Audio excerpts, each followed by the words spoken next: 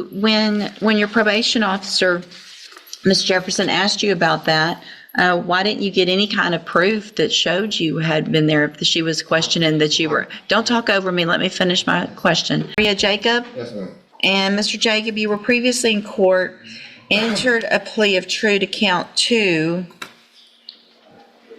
and a motion to revoke your probation. Looks like you're on probation for the 3rd-degree felony offense of driving while intoxicated, 3rd or more. And let me get that pulled up so that we can go through. Does the state have evidence with regard to any of the other counts? Yes, Your Honor. The probation officer here can testify. Count 1. Okay. Mr. Nichols, with regard to count 1, you may call your first witness. Thank you, Your Honor. The state calls Maria Jefferson. Good morning, Ms. Jefferson. If you'll please raise your right hand. Do you swear or affirm the testimony you're going to give in this hearing will be the truth, the whole truth, and nothing but the truth, so help you God? Thank you. Ms. Jefferson, are you the probation officer assigned to monitor Sergeant Jacob? Yes, And how long have you been assigned to this case? since about September when he was continued on probation. Okay. And as part of his conditions, is he ordered to remain in Jefferson County? Yes, With an exception for employment, correct? yes, And so during your period of supervision of Mr. Jacob, did the GPS monitor indicate he was in Galveston County, specifically in Gilchrist and Galveston, the city of Galveston? yes, Did you ask him about that and try to ascertain if he was there for work purposes? yes, I did. And what did he tell you? He actually denied going to Galveston and Gilchrist. When was this conversation? It was during an office visit on November 20th. November 20th. And after that conversation, did he bring you any documentation showing that he was in Galveston County for work purposes? No, he did not. Thank you. I'll pass the Your Honor. Actually, I'm sorry, Judge. While I have you here, what is your recommendation if the court is inclined to revoke Mr. Jacob? I know your opinion is contained in your updated report, and that's your conclusion and recommendation the same as it is in your report. Yes, Thank you. I'll pass the Your Honor. All right, Mr. Rojas, you may proceed. I have no questions to raise, Your Honor. Okay. Any other witnesses? No, Your Honor. Okay. Any witnesses with regard to count 1 then, Mr. Rojas? Just Mr. Jacob, briefly, Your Honor. Mr. Jacob, the best you can, raise your right hand, please, sir. Do you swear or affirm the testimony you're going to give in this hearing will be the truth, the whole truth, and nothing but the truth, so help you God? Yes, I do. All right. Thank you, Mr. Rojas. Okay, Mr. Jacob, you heard Ms. Jefferson's testimony, right? Yes. And you recall the day she was talking about when the GPS showed that you were in Galveston? Yes. Okay. So, first off, is it true that you denied to her that you were there? No, I did not. I told her I was going out there. I worked out of town a lot. Okay. And I said I was out there and working. Okay, so could it maybe just been a miscommunication between the two of you? That's the only time I was. I used to go to work. And so are you telling the court that the days that the GPS showed you in Galveston and Gilchrist, you were actively working? Yes. What kind of work do you do? I do concrete work. And the concrete work that you takes you to various locations Correct. around Southeast Texas? Correct. And are you telling the court that you did not intend to mislead Ms. Jefferson once she asked you about where you were out of town working? No, I wasn't intending on this. Okay, you think it might have just been a miscommunication between you and her that day? It could have been because I mean, that's the only time I ever was. Okay. I'll pass the witness. I have no questions, Mr. Jacob, Your Honor. So who do you work for? I work for Planet Concrete. I've been there for like 2-3 years now. So when your probation officer, Ms. Jefferson, asked you about that, why didn't you get any kind of proof that showed you had been there if she was questioning that you were? Don't talk over me. Let me finish my question. So if you disagreed with her that you were there for work and not for something else, then why didn't you do anything to give her some information, or your attorney at this point some information? My attorney did. I talked to my boss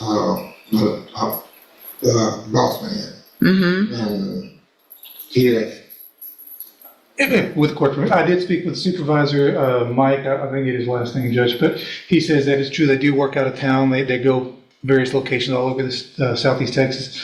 He didn't have any documentation as to what date they were working out of town in Gilchrist. He couldn't confirm or deny whether it was this date or not, but he did say they do work sometimes at the beach or Galveston. He just couldn't tell me whether these dates were those dates they were there or not. Okay. All right, anything else then? From the witness note. Okay.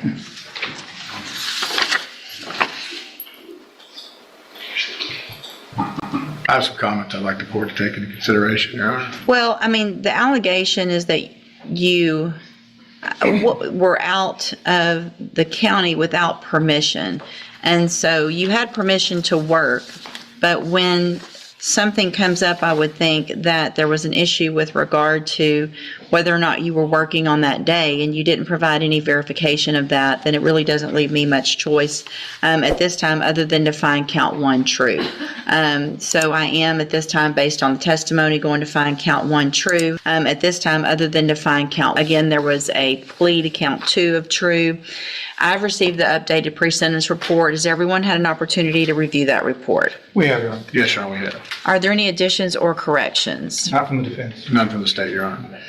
And so I want to go through real quick, again, for the record, this was a driving while intoxicated, third or more. It was an 8-year sentence that was probated for 8 years.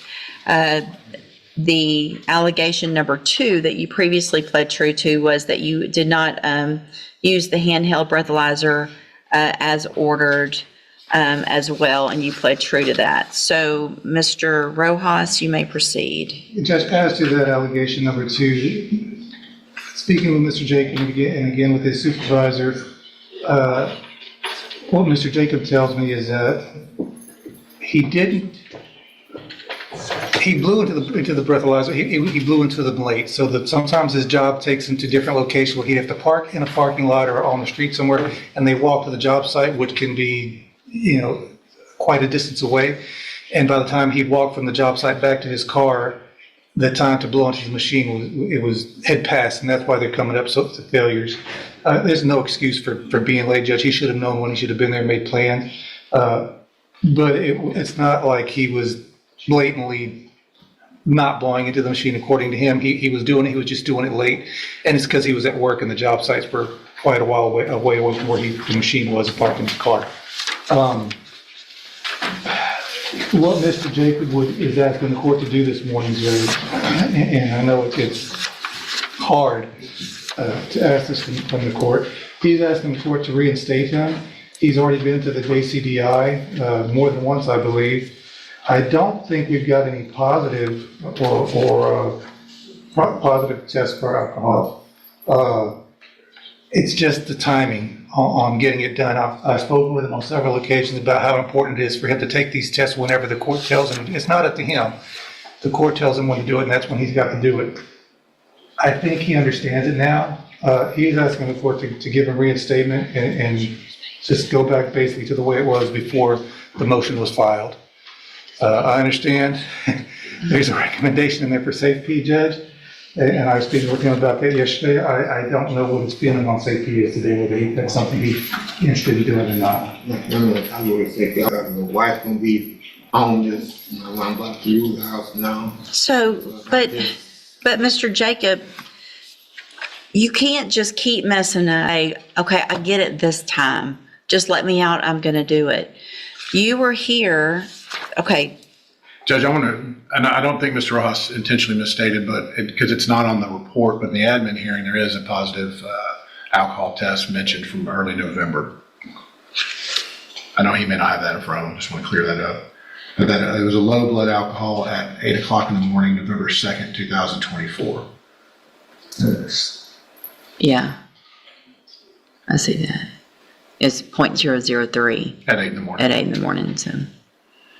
And then missed subsequent test that day.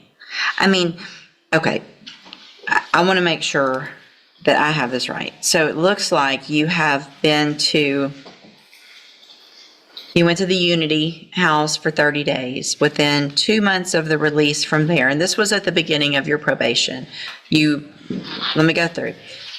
Began JCDI program April of 2022, shortly after you got on probation.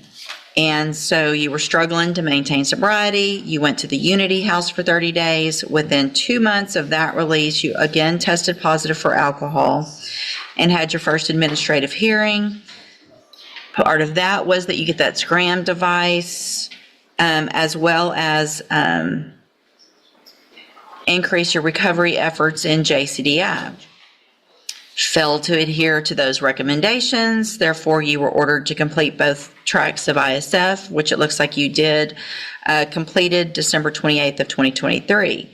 Then you go back to JCDI for aftercare, again struggled to comply, testing positive, forging your required meetings, and operating a motor vehicle without an interlock.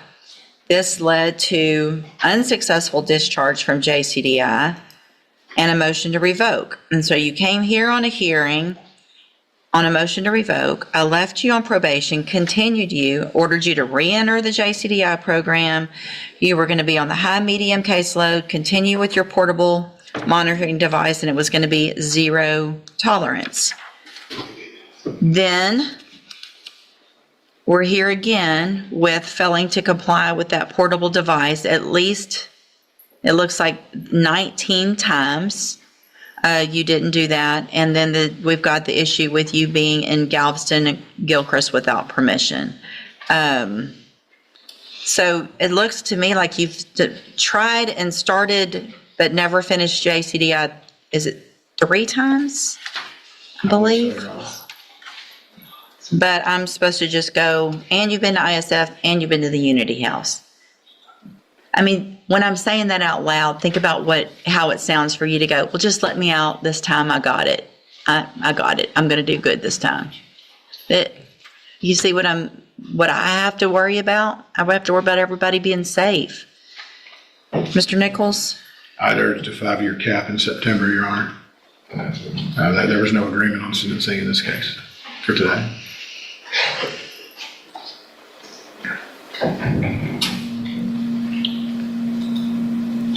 But I just feel that zero tolerance needs to be zero tolerance, because after that, it only took a couple weeks for him to start violating. I'm going to find that you entered your plea of true to count 1 freely and voluntarily. Find that count true. I've already found count 2 true based on, no, the opposite. You pled true to count 2. I found count 1 true today. I'm going to find sufficient evidence to revoke your probation, and at this time, revoke your probation. I'm going to reassess your punishment at 4 years in the institutional division of the Texas Department of Corrections. You will receive credit on that sentence for any time that you've been in custody that the law gives you the right to receive. I'm going to hand you the trial court certification. I need you to sign this, and I'll give you a copy. It shows this was not an agreement, so you do have some rights to appeal. You can talk to Mr. Rojas about that. Good luck, sir. Thank you, ma'am.